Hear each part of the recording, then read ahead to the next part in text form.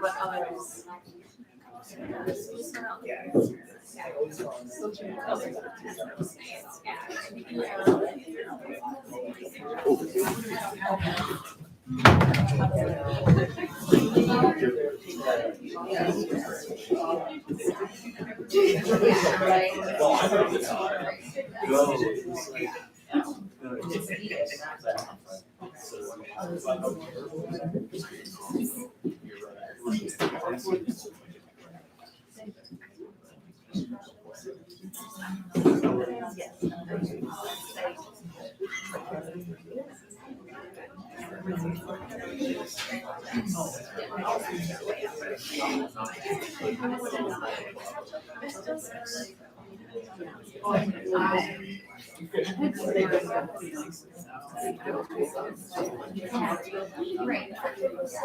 But then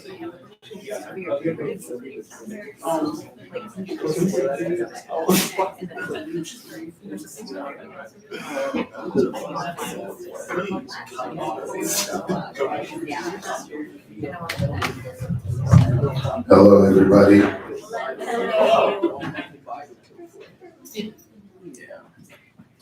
Okay, so welcome to Poets and Pints number 91.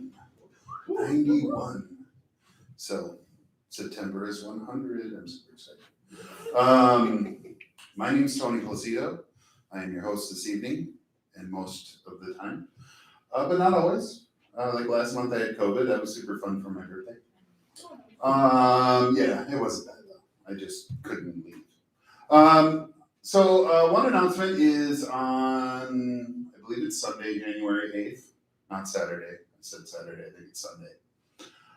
There is another Cracked Walnut feature. So we're part of Cracked Walnut, which is a local chapter of the League of Minnesota Poets, 501c3 nonprofit. We do poetry. We spread the poetry love around. We try to put on events, and one event is this, as well as Literary Bridges, which is an event that's put on by Stanley Kuzunoki and Donna Isaac. And on that show, there will be Michael Kiesel-Moore, Barry McDonald, Micah Rule, Joandra Larkins, Bill Anderson, and Mugu. I always get his name wrong. Do you remember Mugu's name? last name. Yeah, I got it right here. Be here tonight. Mugu Ganasan. I said that wrong, I guarantee it. And Bill Anderson, if I didn't say that already. So, if you're not busy a week from Sunday, come on down to Next Chapter Books in St. Paul and check that out. I haven't read in a while, so I'm a little excited. Now, trying to get back to the document I wanted to get to, because I'm really good at technology. Here we go. So I was going to start out with a poem. Usually I start out with a poem from a poet you might not have heard of, but I didn't bring the book that I wanted to bring. So I'm going to read one of my own, because what the hell? So this one's called A Small Amount of Humility, and it's from my second book, Aging and Other Side Projects. And I don't like microphones, so let me put this over here. All right. Everybody hear me okay? Yeah. Okay. A small amount of humility. Starts with a quote. True humility is not thinking less of yourself, it's thinking of yourself less. By C.S. Lewis. The clock is ticking. The noise should be constant. It should hit the beat all the time, but it's tick, tick, tick. Then it's tick, tick, tick, and suddenly your heartbeat no longer lines up. You feel as though you're dying by the second or the half second. It just depends on when that tick happens. But feeling death or thoughts of dying is what we do after 40. We balance whether or not this cheeseburger's worth the extra 30 minutes it's taking. It is, by the way. In my last 30 minutes, I'll be remembering all the great food and forgotten meals consumed in front of the television.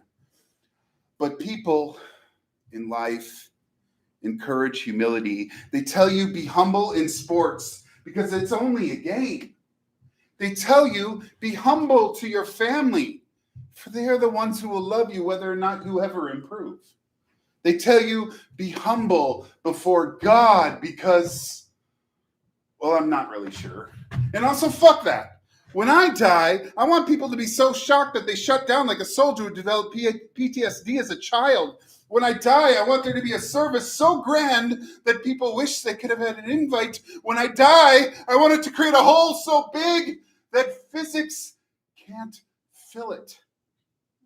I want everything I've ever written to be read again to children, even the fuck words, because you should only trust people who curse. I want my stuff to have a presence on eBay. I want a fireworks ceremony so I can scare the shit out of my cats one last time. And I want to be the character that everyone is pissed is gone next season. And I want a memorial bench so now I can support you. I know I haven't always. Look, when all we're given is this murderous teacher named time, when all we have is what we leave behind, it shouldn't surprise you that I want some immortality. As much as I can get, who's selling it? Where can I buy it? You want to be loved in life. I want to be loved eternally. I want you to remember me smiling and then laughing so hard that I make zero noise. And I want you to remember how blue my eyes were when the sun finally came out. And I want that clock to hit the seconds like it's supposed to every single time. My heart doesn't like the spaces.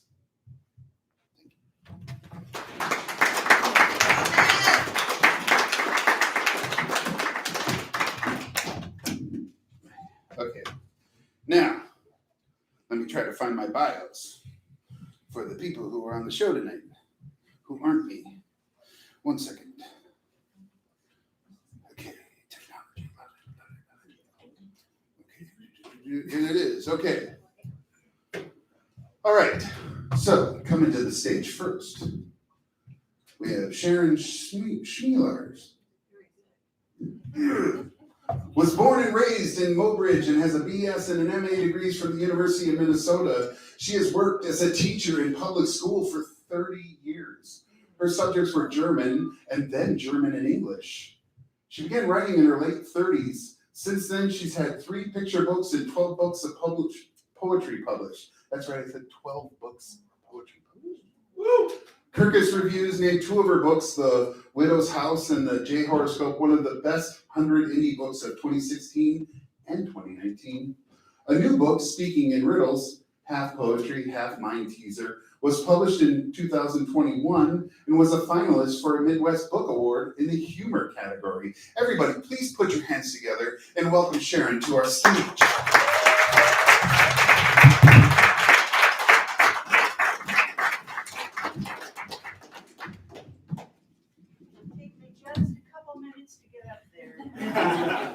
Take your time. All right, Tony, you're on. I need you in Over here. I'm coming. You're gonna kind of like do this. Mm-hmm. Do this. We did it. Yes. Yay. Yes. Did I get the height right? Well, you can just pull it down. I can. Yeah, I can adjust. Just. Is it enough light? I can turn it up if it's too dark. God, what an entrance. It's better than me. I had to practice that. Well, that leg there is so great. Thank you. I had a university professor once that said I had to give speech, and he said, if you have any kind of a physical impairment, you should tell the audience why and what, because they're going to be wondering about it all throughout whatever you say. So it's arthritis, folks, several operations, and here it is. The first poem I'm going to read is called The Old Man Makes It. From his doorstep, he can see a path where snowdrifts are less deep, like a trail along the slope of a mountain, where if you rely on poles and go slow, you could climb it. The old man vows he'll do it. The old man with gray stubble on his chin. Once he skirts the wale of a ridge, the body that tails right up to his house and curls like a wave or a snarl of a lip, the rest will be easy. With broomsticks, held broom head up, he'll scale it. With 2 old brooms planted like poles in the snow. He can feel the wind raw on the back of his legs as if they were naked, up slope, down slope, without friendly backup, across a world's glacier to the garden shed, his base camp, his breath huffs, his thumping heart cheers. And one more seasonal poem.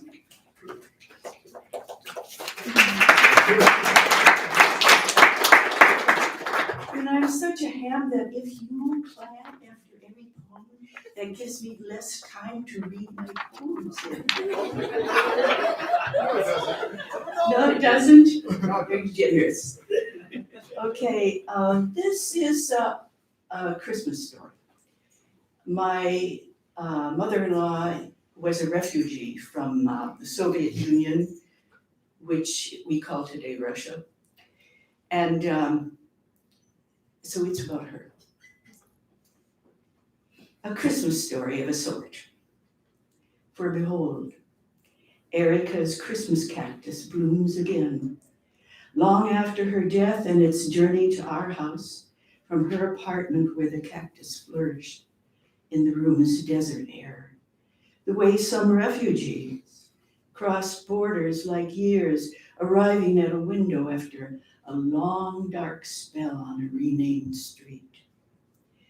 In denial of the room, landed in a fire trap of cords, some snaking up a wall, some creeping along the baseboard, taped to a table leg.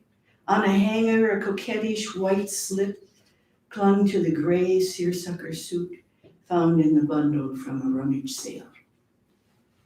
I was frivolous once, Erica sighed, as if time were fragrant or water sipped from a china cup in a German academy in St. Petersburg.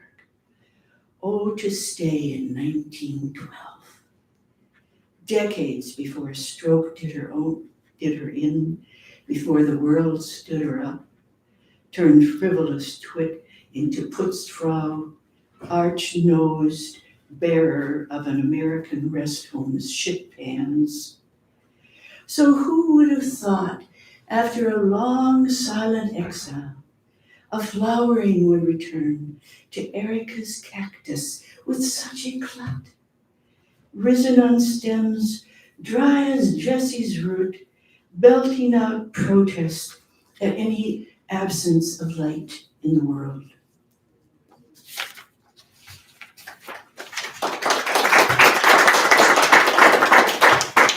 Thank you very much. You're a good audience. I love that. You know, Tony posted something on his Facebook page this morning, and he said, well, there are only 13 going to show up.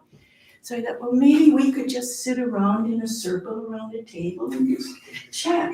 But here you all are. It's a winter night and there's ice in the streets. And thank you very much. All right. You're welcome. This is called Tomatoes. Today, I have eaten a perfect tomato. A taste as singular as a voice. A full-throated Russian sopranos breathing the end of summer and sunlight itself. Nothing as social, though, as Mr. Neruda's ode. Can I help it if I gorge on a second in secret? Or heighten like a glutton the flavor of juicy pulp with salt? red, what I crave during winter, why I dream of zinnias, their lack of discipline. My Eden's apple, I eat you over the sink. Childhood granted a bit more sugar. Loneliness plumped by sun and water. Brilliant and common as the moon, but much fleshier, much more human.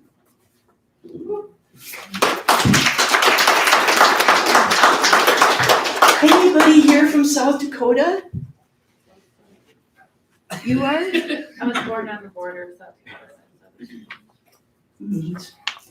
Anybody been in South Dakota?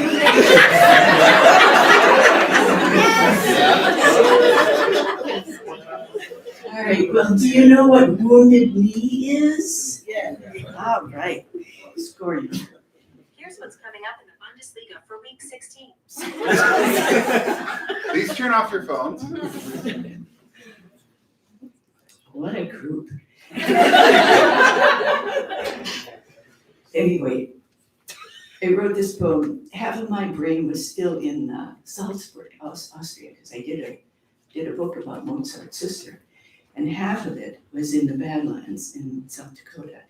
And if you haven't ever seen them, I'm born in South Dakota. They're really worth the trip. And they're pink. And the Lakota word for Badlands is Makosika, but it means Badlands. It doesn't mean whatever you imagine Makosika to mean. Wounded Knee. What the eye holds, the heart holds, the ear holds. 14 miles west of Phillips, South Dakota, on Interstate 90, I'm listening to W.A. Mozart, a piece written in Salzburg, in the Badlands Baroque, coming up fast, Makosika's pink architecture, wind bridges and spires, static making the music ever more alien. I'm passing a herd of black Angus, Z Ranch Z's burned into hide. Whoever smelled of branding has an inkling of the air near Auschwitz and Dachau, in Murnau, when the wind blew west. Burned flesh, singed hair, such grief.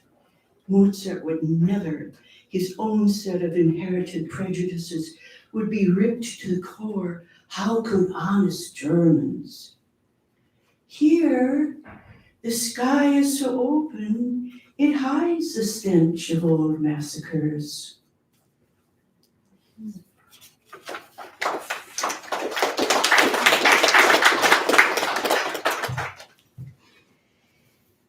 So this is from a book I wrote about, it's called The Widow's House. It has a rather long title. The bottom rung on the social ladder, well, just above bingo. Watching love movies on a Friday night, alone. It's 1937. Young Cary Grant and Irene Dunn are luckily, happily married in The Awful Truth until they split. What caused it isn't important here. Just know that before the divorce, they had everything. Love, money, sex, terrific apartment, maids, a non-interfering, sophisticated aunt, an ultra-smart dog, Mr. Smith, liked even by dog haters. Who in a depression wouldn't want to be them? Then the searing separation. It's hilarious. Carrie's missteps, Irene mishaps. I nearly split my gut pretending you're in your place on the couch and it's our Friday night date.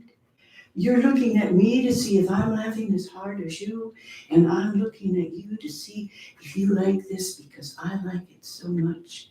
But I'm crying because it isn't funny that I have to pretend.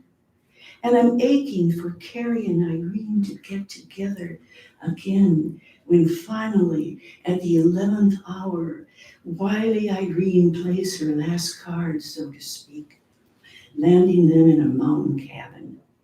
Well, they go to bed, separate bedrooms, but neither can sleep, and I couldn't either in a similar situation. My juices would be running, my tongue twisted like a pretzel over whether I should call him in. Meanwhile, the shutters are banging in a storm, a door's creaking, the camera pans a black cat, a cuckoo clock, all irrelevant, all red herrings to keep Carrie from jumping into Irene's bed, though what keeps them apart gets them together. Nice paradox and use of device and object. But who cares about that literary bullshit? I want him sliding into her, finding her wet and marvelous, and I want them to feel each other in a way only sex can make you feel after a long absence. And I hope they do it, though anyone watching isn't exactly sure because the camera's eye swings back to that cuckoo clock in a mock German weather house where a man in lederhosen and a woman in a dirndl go in together on the hour, which is a nice way to say the F word. Thank you, special effects. If you were here, you'd be cheering, kiss her, kiss her. And I'd pretend it wasn't because Irene was so gorgeous, but because you love me. And we know the ending was going to be happy if postponed. And I know what was so awful in a split was awful if come morning they could never kiss alive again. All right, I think I have time to read two more.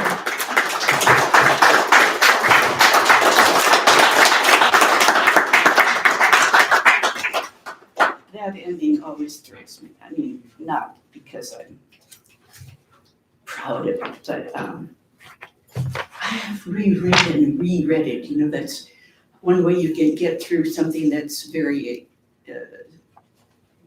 meaningful to you. Mm-hmm. And so I reread it, and I said, okay, I'm going to do that wrong. And then I said, well, you better practice the ending. And I said, okay, I practiced it twice. I'm okay, I can do that without some. Oh yeah, I did it. All right, Ukraine, America. This is for the million who were starved to death in Ukraine. 1932-33, this was a man-made famine. The man is Stalin, if you know your history. And it's called the Holodomor. But this is, the title is for the millions who starved to death in Ukraine. So it's not anything uncommon for Russia or the Soviet Union to try to take over Ukraine. And toward the end of the poem, I'm going to be quoting. In the lands of etc. and the recurring et al., where genocides come and go, will be and have been, ordered on a timetable by the Emperor of Madness, a footpath through a field leads to the hollow where a body collapsed and its life passed, a life that in the afterwards continues in saved letters and rumors. And a man cannot endure this for a long time. There are 8 in our family. Have sent to Poland all the clothes we could sell for food. She ate her baby, he would have died anyway. The clothes chest empty, the grass picked clean, insects and birds long ago eaten.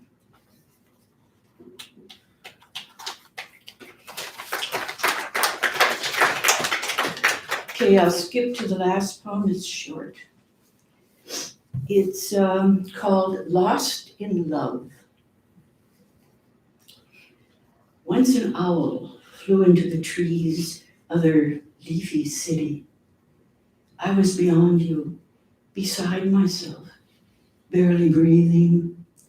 I didn't turn on a light, didn't move from my shadow. I was wanting the God calling outside the window, the one voice, the lovely who circles the moon's horn. Thank you very much.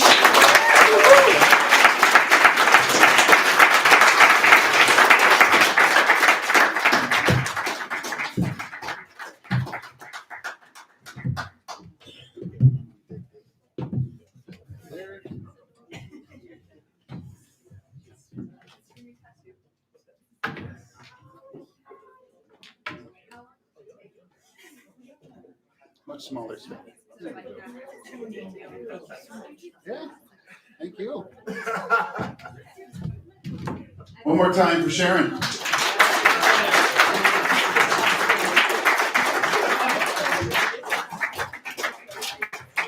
All right. So I'm going to give a special round of applause for these two because nobody sits in that table ever. And I love it. I love it. Everybody's like, oh, I can't be in the front. Yes, you can. See? It doesn't kill you. I don't run the place. So, no? Why does this keep disappearing? I love phones. They're my favorite. Actually, okay. How do I say your name properly? Alela And then Morrell or Morrell? Morrell-Stinson. All right. So, Alela Morrell-Stinson. She grew up in the Twin Cities and has been waiting for as long as, and has been writing, and probably waiting, for as long as she can remember. She began amateur poetry when she was 8. And this will be her first time sharing her work. So you all have to be super nice. She's very excited to be able to share her work tonight, so give her a huge round of applause. Welcome her to the stage.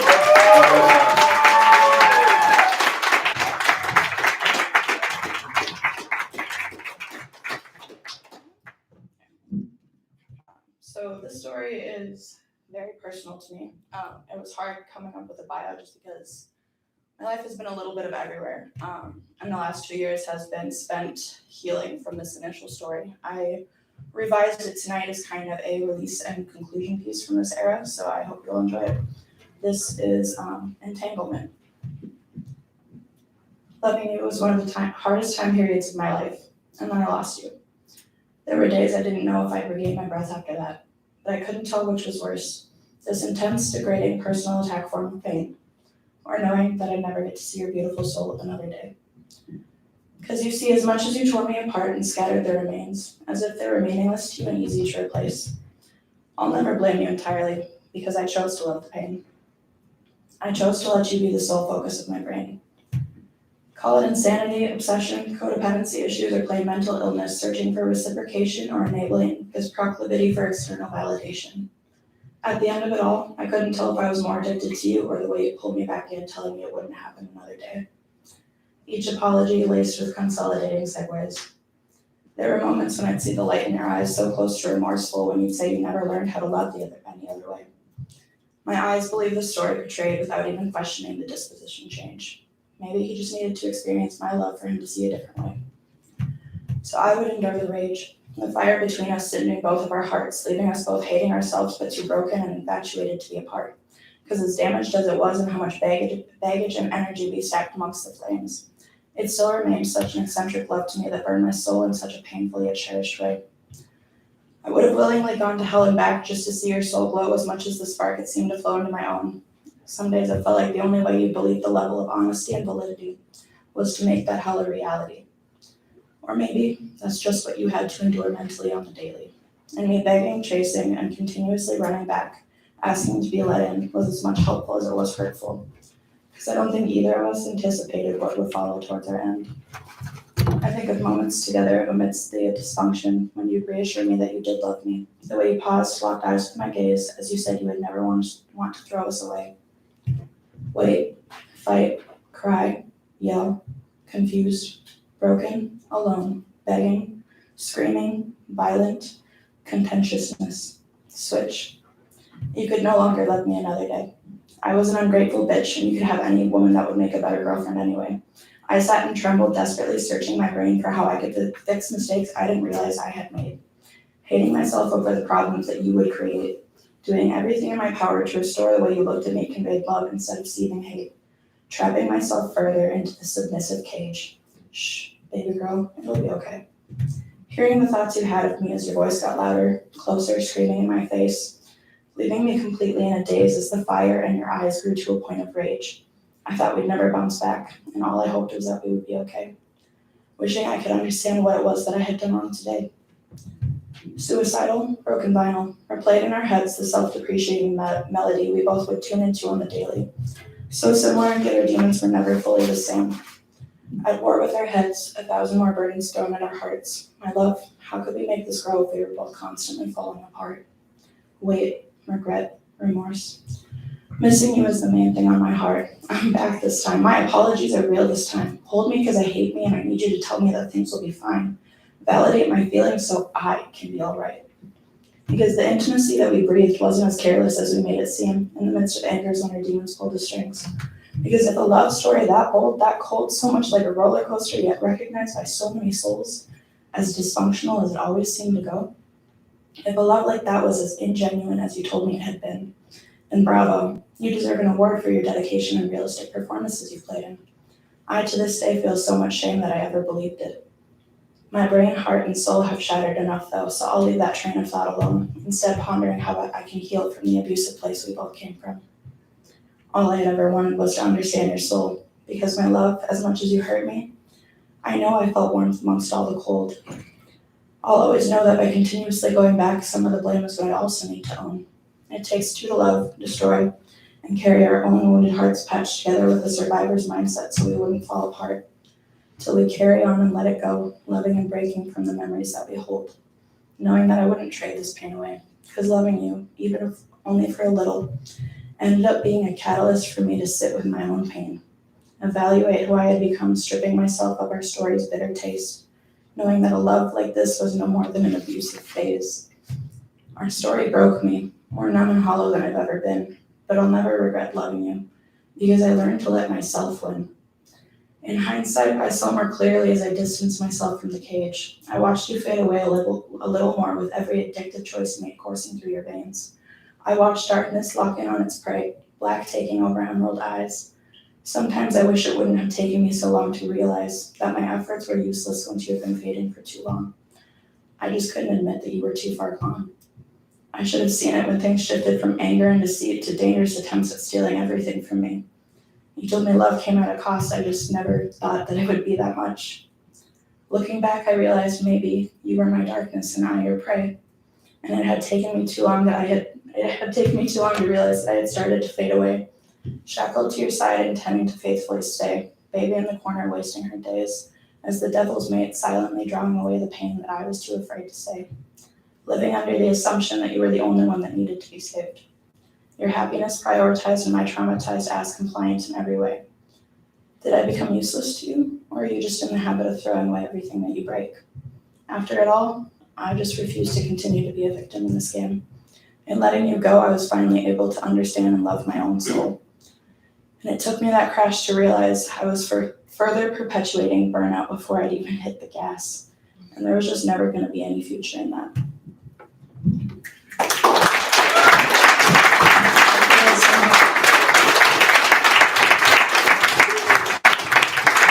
Keep it going for Alela.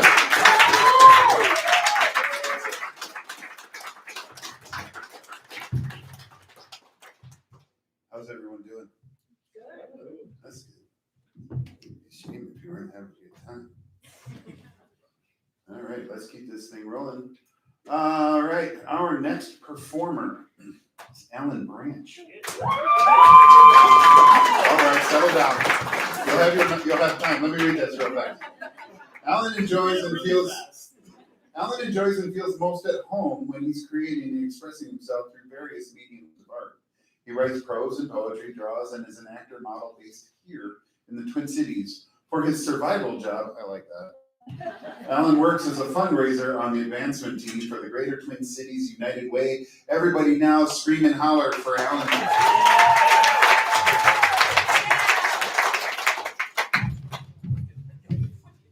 All right. It is bright up here. First, shout out to Tony, man. Appreciate you just putting on this show. We're at 91 and just being able to create this space where we can just share our work, just share poems with one another, whether it's strangers or friends alike. So thanks, Tony, for appreciate you just making this space. I always saw writing growing up just as an escape for me. Like I was always trying to run away from something. But after recent years, I had somebody actually in a poetry group, they told me, we don't write because we want to, we write because we have to. And I think that really just settled with me, just understanding that, you're not running away from something, but, maybe you are letting go. You're really just giving that chance to just sit with whatever that pain or hurt, or even, those happy moments you can actually have during this brief time that we have here. So I hope you can enjoy some of this letting go, if you will. First one's sad. Sorry, I'm gonna go ahead and kick it off with the sad poem. This one is called Spring Cleaning. I think the thing is with this one, like with any relationship, you let somebody into that weird little world of yours. And, you guys get to do things together. You share a lot of intimate times with one another. But it's really in those like very ordinary, mundane places that you miss them the most. Like I always thought it would just be like that Saturday night, I'm watching my love movies. But when you're really doing the most mundane things, you really feel that absence. So I guess that's what this poem's about. The absence versus presence. The end of a relationship can be a procrastinated chore.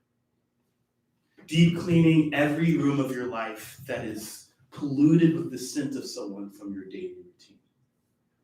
Those are the toughest places to clean. All the rooms they fill that added life to the mundane.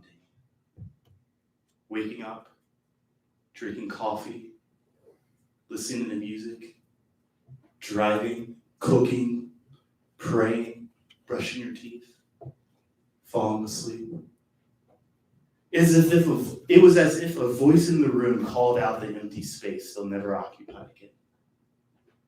You feel trapped in a house where the walls are haunted by the shadows of their voice, only to find how absence is louder than presence, how nothing can leave such a stain.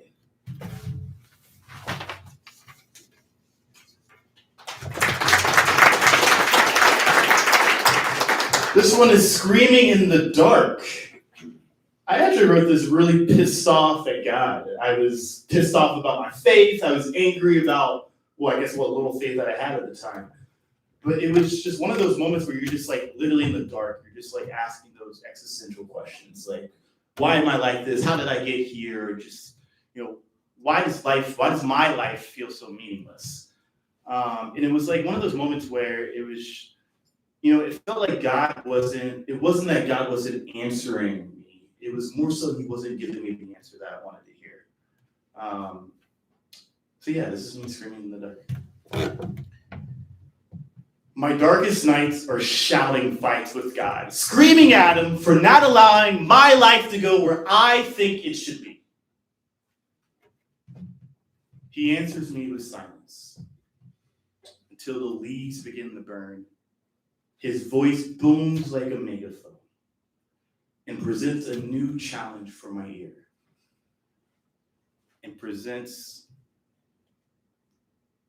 I already read that line. It presents a new challenge for my ear. How one can ever be death and despair. The great iconoclast towers before me now.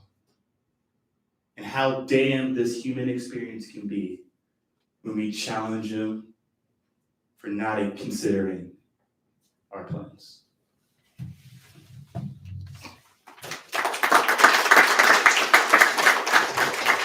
This is one of my favorite poems, so you have to clap after this one.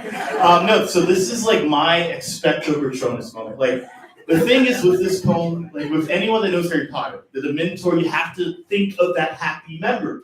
What is that happy memory that's going to scare the darkness away? And this was his poem. It was, I don't even know how old I was, but it was just literally sitting in my back porch with my mom, and we're looking at the stars, and I don't know how I was young, but she was just telling me that like God created all the stars in the sky. Like it was like a moment where she's explaining to me there's this invincible, all-powerful being that took the time to create every star in the sky. And think, as a kid, you're just like eyes goggle, like, oh my gosh, there's so many stars.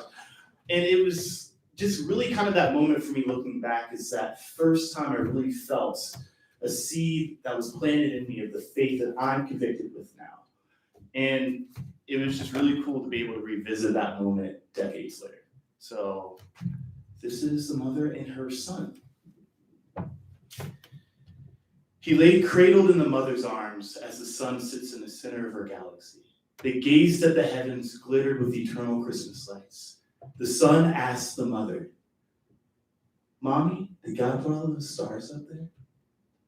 She explained to him, "Yes, my son. He painted the sky in darkness so that the stars can share his light with the world." His eyes glistened like twin moons, looking up now more curious than ever. "But Mommy, how can the stars still shine in darkness?"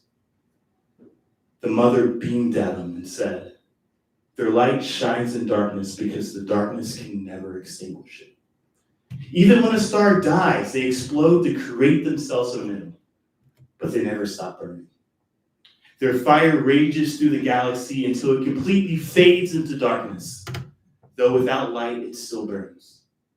A cosmic bonfire in a forest of supernovas, only to be scattered across galaxies to create life.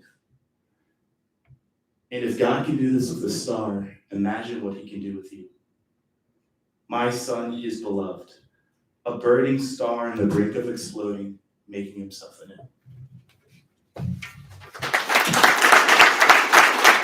Okay, the rest you don't have to clap on. That was just the one I really wanted to hear clap for. You can be silent for the rest of them, but this one is a love. This is a love poem. Anyone out there ever had unrequited love? Is it just me? Okay, there it is. No, this is a poem actually with a good dear friend. She was, someone that's super passionate about dancing. Like, when people are passionate about something, like you can tell by their voice, just the way their eyes light up. And it was just cool to see. Like, I was just so admired just how much she was just lit up about dancing. So this is for my dancing angel. Yes, she's a dancer, but her soul is one too. She glides across the floor that she calls her home, yet I never fully understood how she can float in the emptiness and still feel so full. Just by the way her body interacts with the surrounding air and the ground beneath it, how her limbs move together in this harmonic motion that illuminates the illicit beauty that she bestows. Just as the planets dance around the beaming sun. It was poetry. And it made me feel, though, that deep down she believed that her creator had designed her to be a dancer. Not just for me, but for the rest of the world. And that is how she found her purpose. No, better yet, how purpose found her. She knew it, and I could tell. It was by that half smile that stretched across her face when she twirled. As though in that moment, the world was hers. But she was modest enough never to tell you that it was. Simply because she knew that she was yours. The fallen Lucifer never fell as far as I had for her. She's my dancing angel.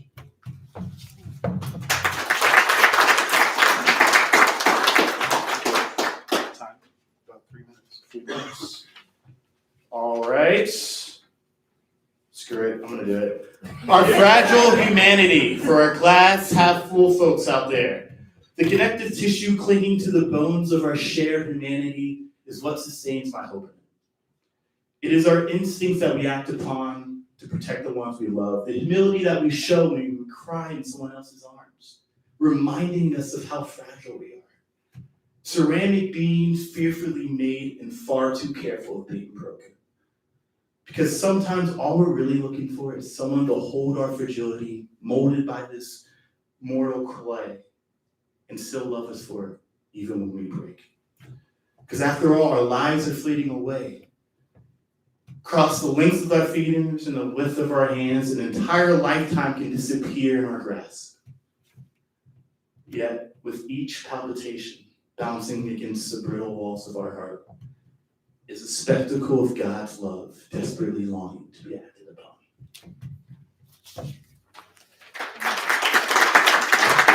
All right, I wrote this in college. This is a fun one to revisit. It was like after I changed my major or failed statistics. I don't know, but I was in an angry place. I was just like frustrated. Why am I working so hard to be in a cubicle at a job that I hate? But, you know, it is foreshadowing. Either way, our life in boxes. Remember when we were kids and we like played inside boxes? No, literally, we were so clever and powerful that we could have the time of our lives playing inside of a box.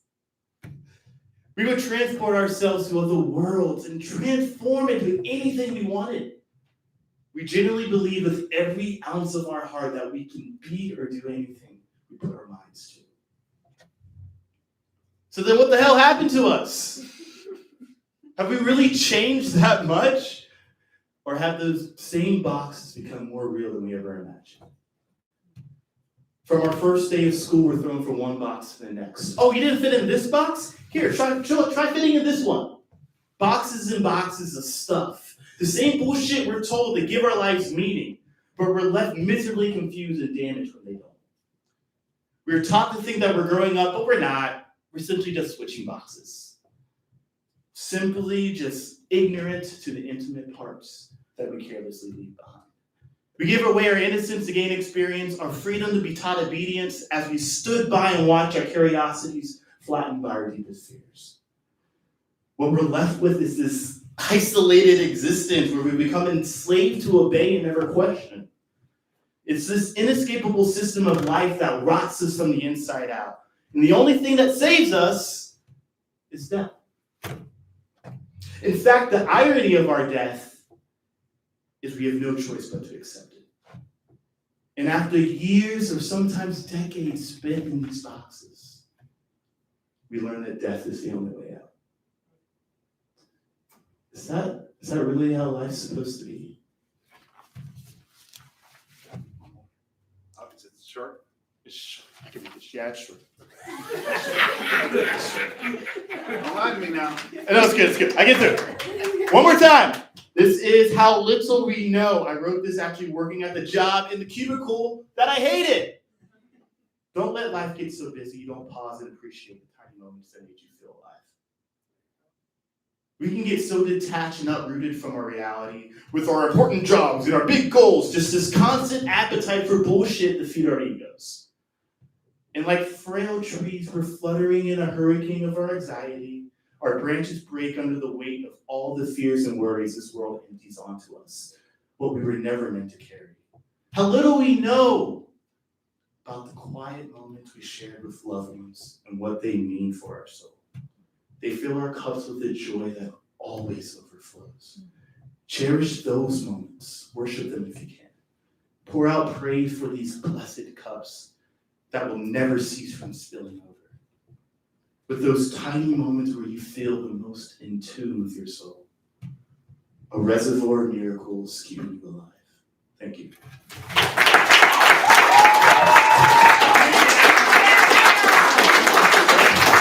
Keep it going.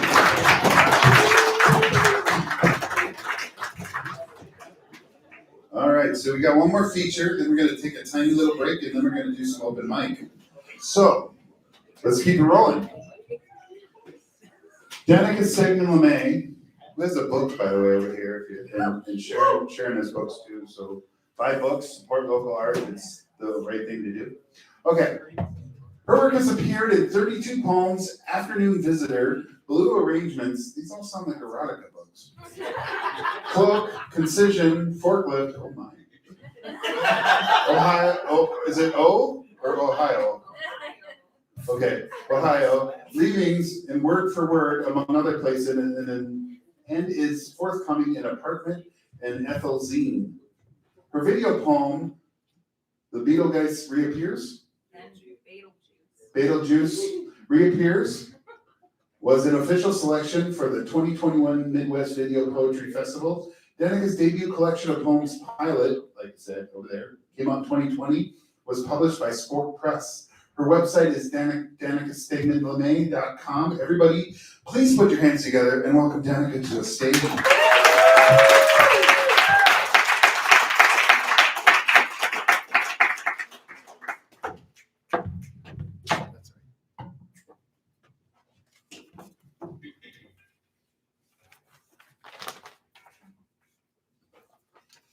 Stay there, Paul. Thank you, Tony. You're welcome. Thank you, Alan and Alela and Sharon. Also, you were wonderful. Thank you all for being here.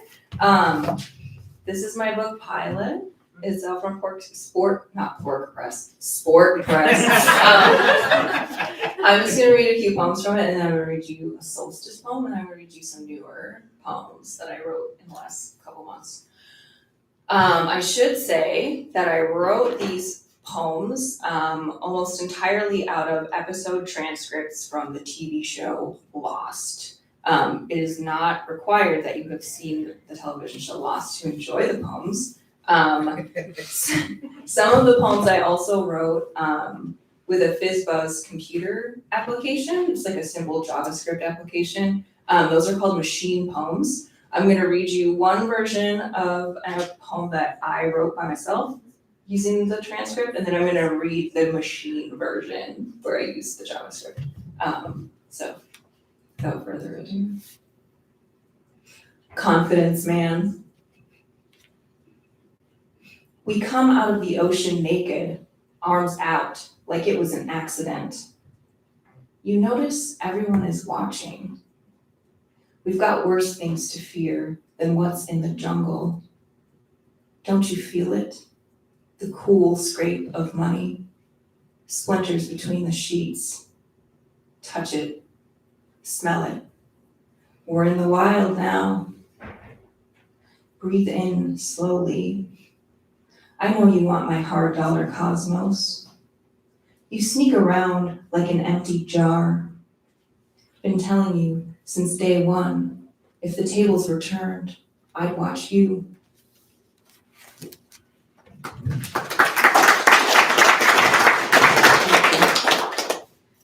Machine, confidence man. I call you witness, flare figure, night struck, darkness destroyed. I know you. I have watched over you. I see you breathing. Listen as the jungle enters, an empty place split from giving. I swore to keep you, to cover you in years, but understand the day changes fast. It's just order. Meet the moment, shot through with everything. Turn to kiss it hard.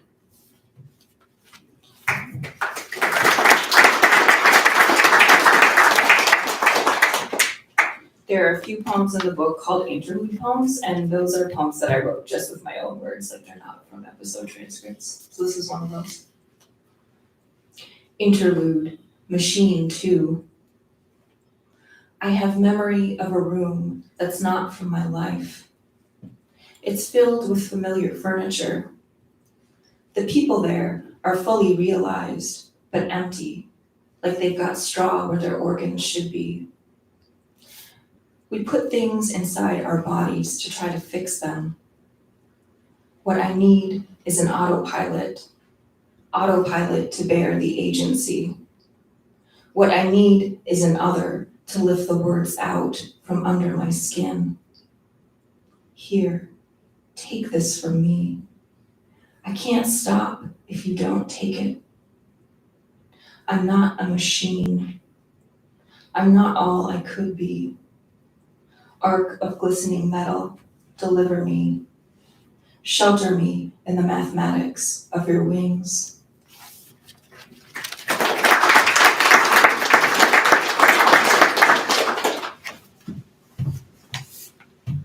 Abandoned.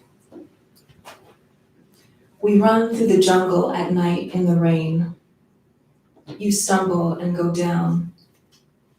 I half carry you. I'm afraid we stopped being the site of the accident and started being the harm. There's a sound when I put my arms around you. nightmare of flowers. We could be animals. We could be anywhere at any time. We're practically strangers. For all I know, you could be some freak. I didn't ask you to follow me. I'm just gonna read one more from Violet.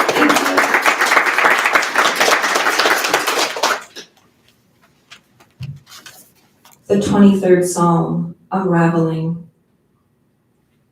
We continue shakily, carving things we need to remember into the island. For confession to mean something, you must have a penitent heart.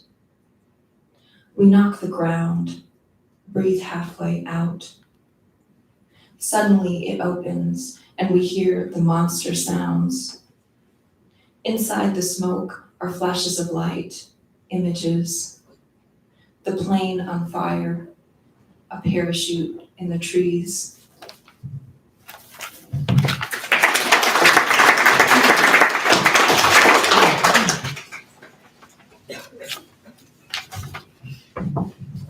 Okay, this is my solstice poem. I wrote it, we were originally gonna have this reading on the solstice. I wrote it My like, fault. I know, it's okay, I'm so glad it's today. I wrote it on the solstice of 2021, right before I went on a walk with Micah. It had, the second line of the poem is from the Bernadette Mayer book, Midwinter Day, which she wrote entirely, like the whole book on Midwinter Day. So rest in peace, Bernadette Mayer. Quantum entanglement. An object can be moved or changed without being physically touched. Unscrew the bolts, the whole thing, like a pin. This is action at a distance. I ignite. I forget my intent. I strike a match and leave the book unfolded.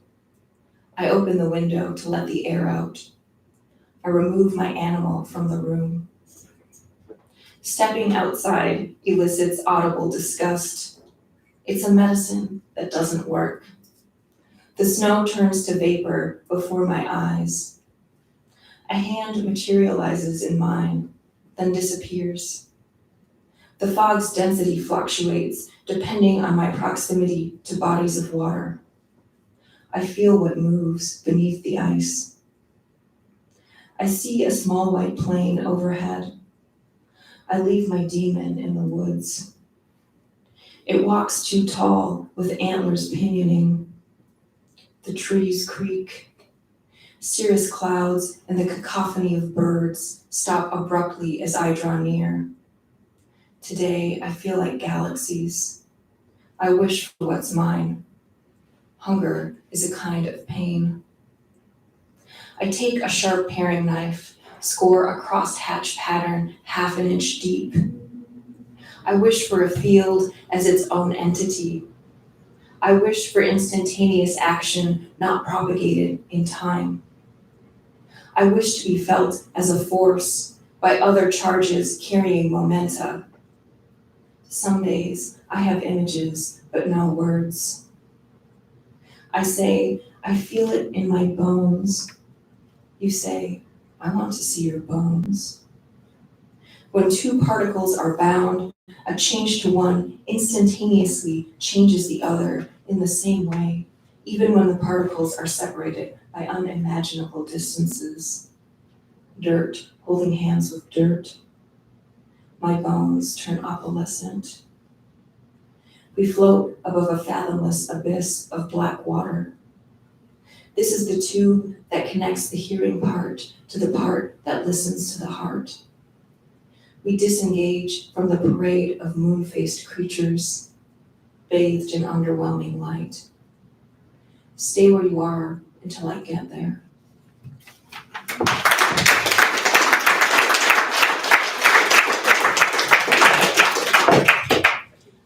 That poem and the next two I'm going to read are all from a project I'm working on right now called the Book of Matthew.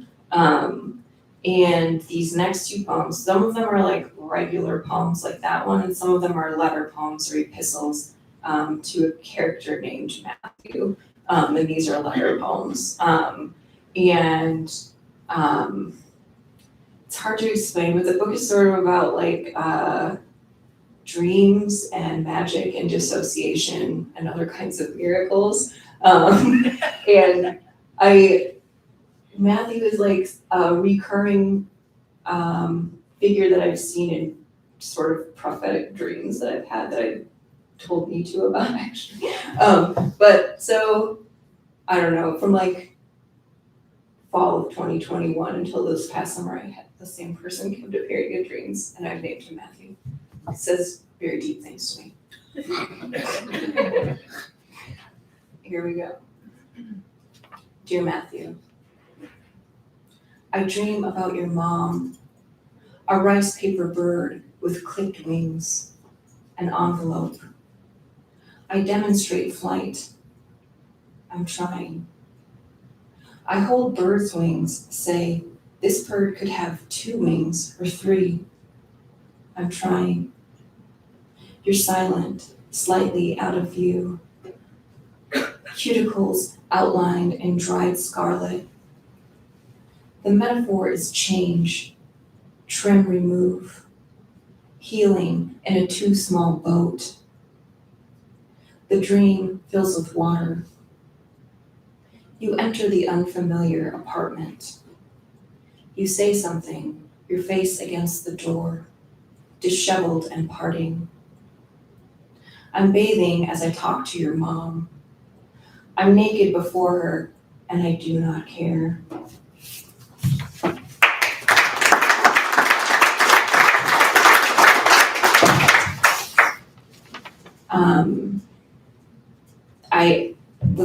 I should say before I read this poem, I was reading a book, a wonderful book called Angels and Saints by Elliot Weinberger, and there's definitely like the influence of that book in this poem, so. Dear Matthew, I asked for your name, but you refused to answer. No one can know an angel's name. To share a language could lead to the sharing of a heart. You're nameless, so I invent your name. Messenger, gift. You fall under the classification of heavens or light or cloud, a taxonomy which assumes God breathes. You sometimes ask what I'm thinking.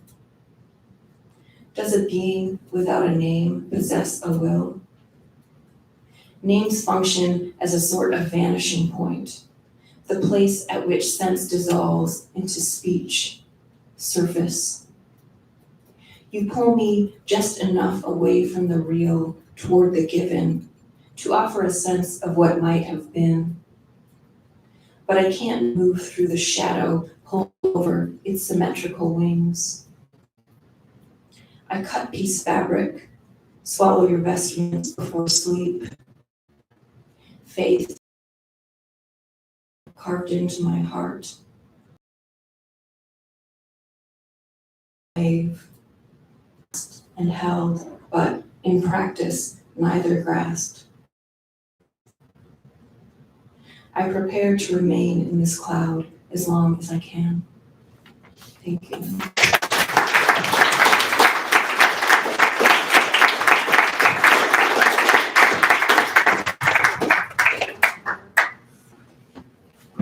One more time for Danika.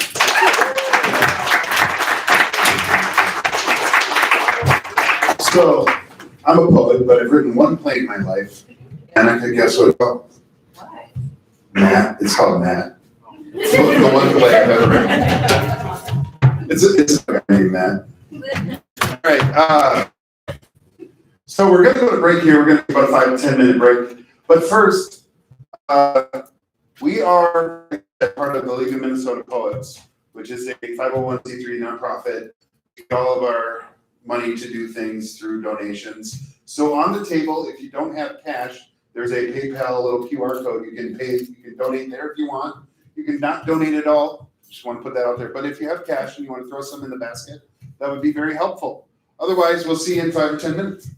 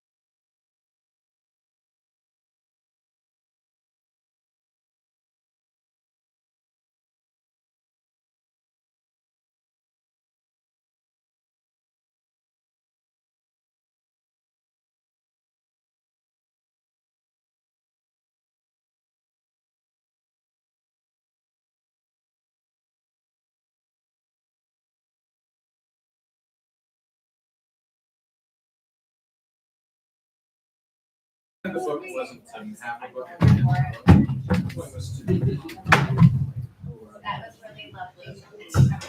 Hello. Such a delight. There's still people not back yet. I am gonna go smoking. That's how I live. What? I don't need that. There's a thing If you now. want to go Oh, outside into the very What's I gonna say? pleasant weather. I was gonna say something, and now I forgot what it was. Yeah, but I think I'll be okay. Oh. Okay, let's settle down, let's settle in. Let's get ready for some open mic. You have to do like the coyote, listen to coyote. The teachers do, you know? Is that what you mean? Oh. No. That was like, now we're all showing our age. You do you. You do you. I thought that's what you meant. I was just copying you. This Yeah, Tony. but I got lights in my eyes, so all I see is this. Quiet coyote. There is no quiet coyote. I don't have kids. All right, so we're gonna do open mic. Open mic has 2 rules. One, you do 1 poem. Second rule, 2 minutes or less. Because we have to be done and out of here by 9 o'clock, which kind of sucks. But make sure you tip well. They really, really treat us well here, and we want to make sure that the bartender loves us.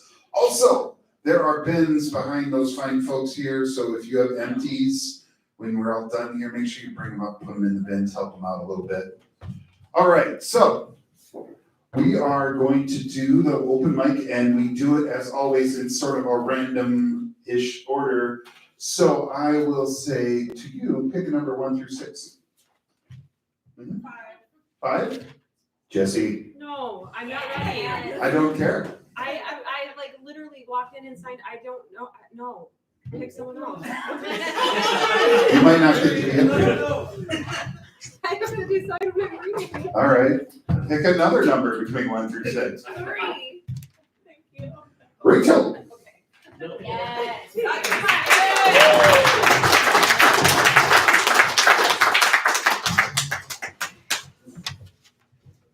All right, hi everybody. This is my first time doing this. Thank All right. Okay, so this is called How Stuffed Cabbage Rolls at the Polish Fest Bring Me to an Unfamiliar Comfort. Yes. My belly cries yes for the texture on the tongue, the mixture of flavors I squeeze down the gullet. This food, a foreigner to the belly of a foreigner, this childhood comfort not my own. Crevices in the brain splash open to someone's wooden spoon, someone's strong hands, hovels and hearth fires, where a child can know the promise of hunger satiated. They were being slaughtered, villages burned, and that is why they came to America, my auntie tells me. And I need to know this, like my tongue needs to know how cabbage skin simmered just right can melt. They came in the 1880s. A baby died at Ellis Island. They farmed in Holdingford, Minnesota, indigenous land of Dakota, Ho-Chunk, Ojibwe. Oh, to be exiles that exile others. What would they think of me? I listen for their thinned whispers, prickles at my neck. I study their faded images in black and white. Would they think of me like an embedded knife twisting? Zahalem. They came here for bread. Now we've got bread on every corner, every shelf, factory bread made from laborer's sweat. Save the home woman's back, send her to the factory. The labor of one child after another, the labor of 12 months' mouths to feed, extra babies taken by pestilence, extra heft for pitchforks and plows, digits for shotguns smoking, 12 little, how many light bulbs does it take to screw? Millennia of cruelty. Our elders buried somewhere in a forgotten township. Now Minnesota is filled with white-skinned people as far as the eye can see. A polka of flesh, a crowded Polish fest, fresh mowed lawns, livestock corn. This danger only temporarily lulled. How the oppressed become so good at oppressing. Stop. We define ourselves not by what we are, but by the bits of us that we smother. So I hide my peasant hunger in the kitchen after dark, this body belonging to them as much as it does to me, knowing what I've failed to understand.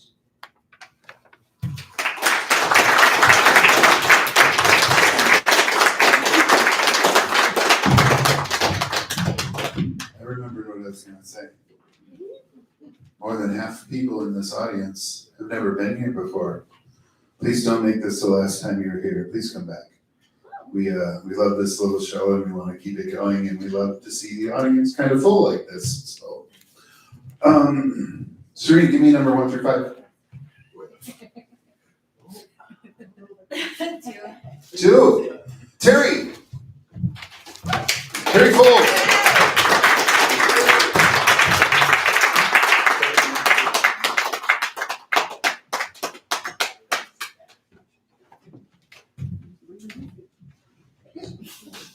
So I write experimental poetry, for lack of a better word.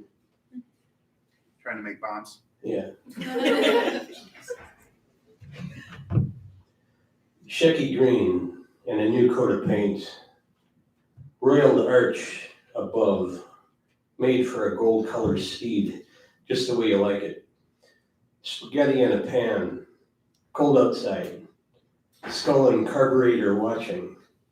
Skillful maps untied and made persistent. Perjured beauty without dial tone. Tusk and beaver tail. Pearl necklace vegetables. 1 Britannica volume short of a picnic basket lunch. It suits the weary, and that's all that counts. You know nothing and keep it shy, and the sawtooth crooked smile of has-been soon. Ancient maids, boiled orange sunrise, mathematical genius, 1 by 2 in their dead office parking meter cardigans. Watch them step out wide, with sawdust in their elbows, and they're hoping valid schedules of the weekend.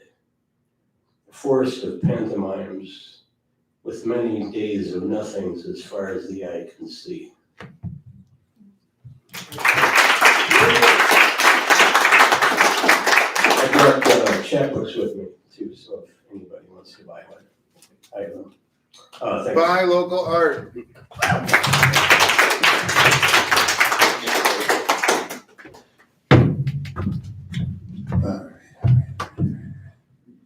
Danika, give me number 1 through 4. 1. The Black Pearl 1.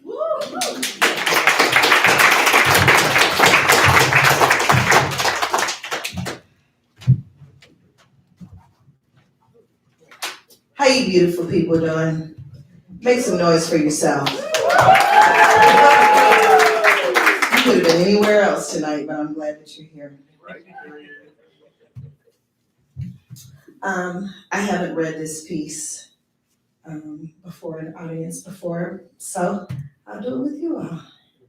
It's entitled, No Justice, No Peace. No justice. Do you know justice? I know justice. Scriptorial justice, prescribed justice, street justice, what's right and exact, justice.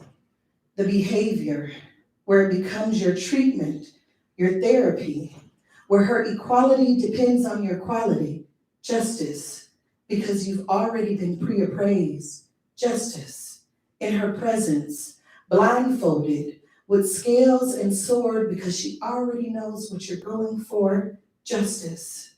Her fairness dances around your complexion, what she feels deserving underneath the circumstances.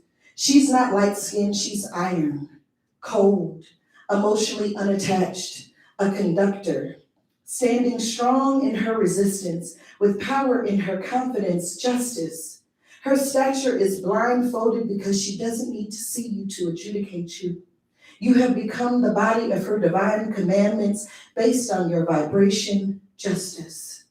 Why do we fight so hard for a place which has never held us in standard of place value? Know her, justice. She's a polite mixture in conversation when you're making a request. She sounds good, sweet like pure revenge. When you hold the gavel, sounds of drums move through your body like warrior movements, and then you know peace, tranquility, at ease, quiet, unmoved, uncompromised, non-conforming. The 8.8 measurement of your concentration, Mahat, the personification of your truth, ceremonial, free from disturbance, the symbol of your strength continuing 360 degrees anti-nuclear, an agreement with yourself to stand firm with integrity and morally sound, just balanced, without a yardstick or intimidating, unthreatened and natural. Define value for your own humanity's sake and constitution, just centered within yourself. Television off. Do not disturb. Social distance. 6 feet deep, where my peace becomes my justice. Know it.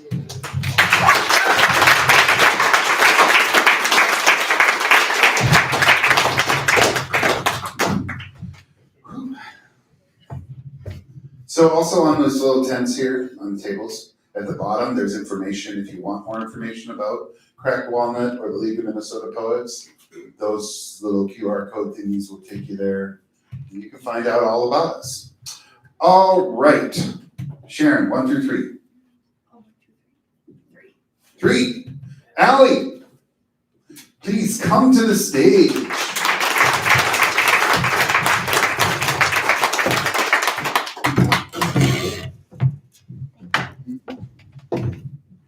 Hello, this is fun. Thank you for coming out tonight. I haven't read poetry in front of people in probably 8 years, so this is new-ish. This is new-ish for me. This is dedicated to my grandfather. He passed away last month, and he taught me to fish, among a lot of other things. So this is to him. It's titled, Teach a Girl to Fish, and She. Teach a girl to fish, and she will never forget the night, mid-December, when dusk was falling as fast as snow, making our way across 1,000 lakes, 1,000 different ways this could have panned out. Instead, you pull me along, zipped and buttoned, pole in one hand, yours in the other, steady, the only steady I know. Trotting through the snow, and I'm 5 years young, looking to you. Good man, and good thing, since looking up is the only thing I can do.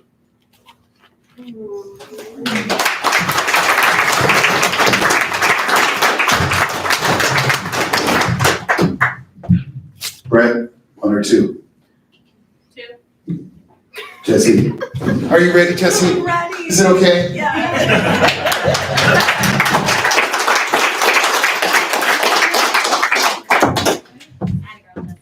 Two's my lucky number. Thanks for You letting were me be 5, you just messed it up. Yep, That's my job, princess maker. thank you. Thank you for telling me.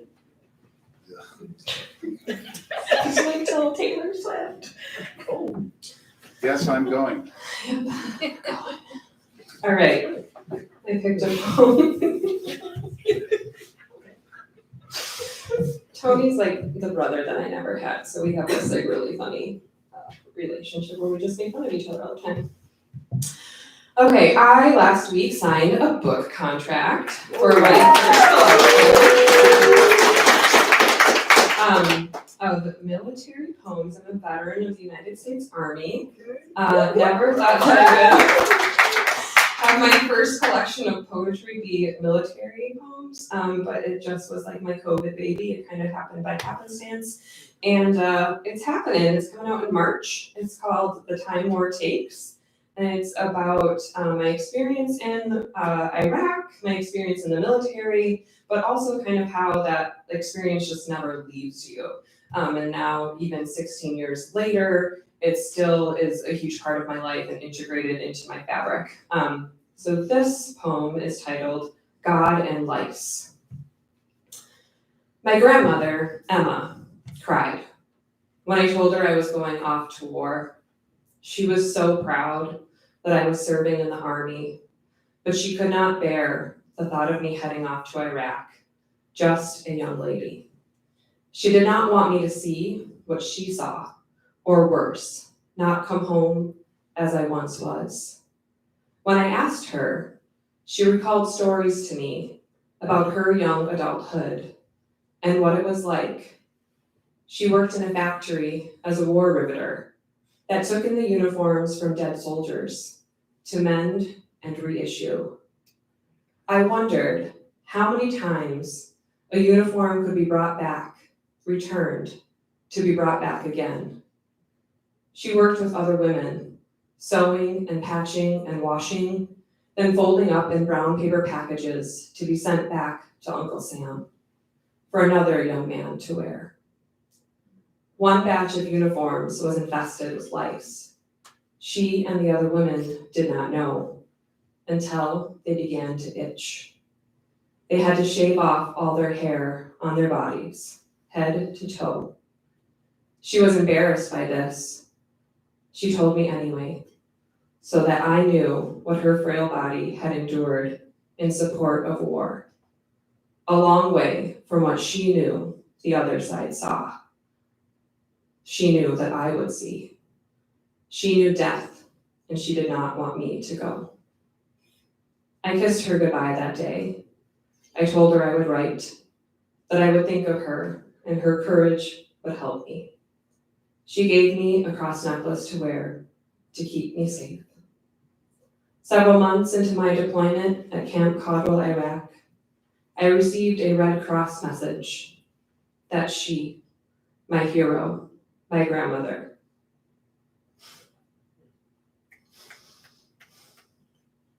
my heart had died.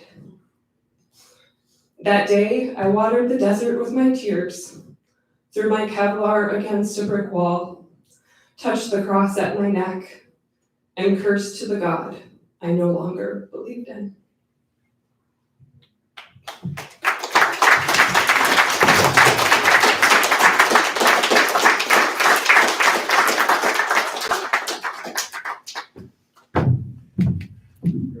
And our last open mic tonight is Thomas.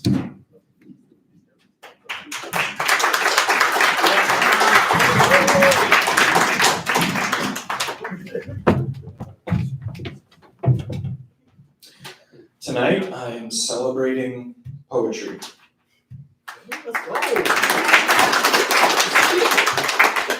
10 years ago, on the solstice, that's a solstice poem, I wrote my very first poem. And it's also my birthday, so it's kind of like Happy birthday! It's called December 20th.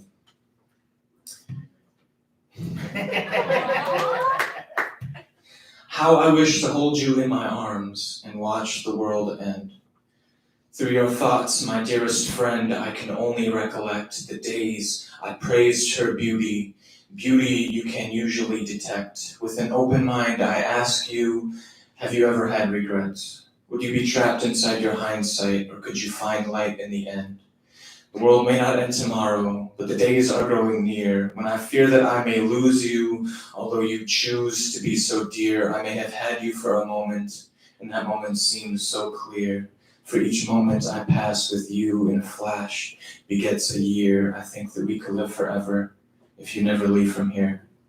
They say the world could never end on any day that ends in Y, but the world ends tomorrow. So let us spend all day and night admiring what the coming fire brings to light, a world worth our presence in the essence of its right. So before we leave this earth, I would like to write a dirge that we all just might rehearse, while the end is but a sightly curse.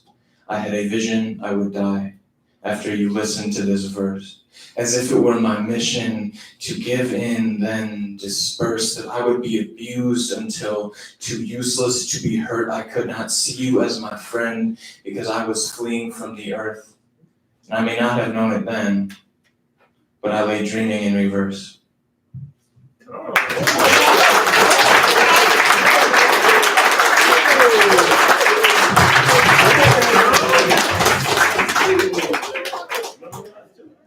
So that is the show. I want to thank Sharon, Alela, Alan, and Danika for being our features this evening. All of you open micers, thank you so much. Again, this is Poets and Pints number 91. Next month, you guessed it, 92. What are we gonna do for 100? I'm still working on that, but I'm trying to make it big. So 100 poets. no. No. Have you sat through 20 poets before? You'll want to slit your wrists immediately. So, but we will have like 5 or 6 really good poets. So, yeah. But so next month we have a curated show, which means I didn't put it together, somebody else put it together. February we also have a curated show. Pearl Warren here is putting together a Black History Month show, so it's going to be great. And then March is the normal show, and then April is our National Poetry Month show, which is always big. That one actually goes till 10. It's a bigger show. So, all right, everybody, thank you so much for being here. Please make sure to put your glasses into the bin over there. And if you could all do me a favor, people on this side of the room, turn off your candles and sort of bring them over to this side of the room. That would help me out a lot for cleaning up. Thank you, everybody, for coming. My name is Tony Plocido. I'm back. Bye.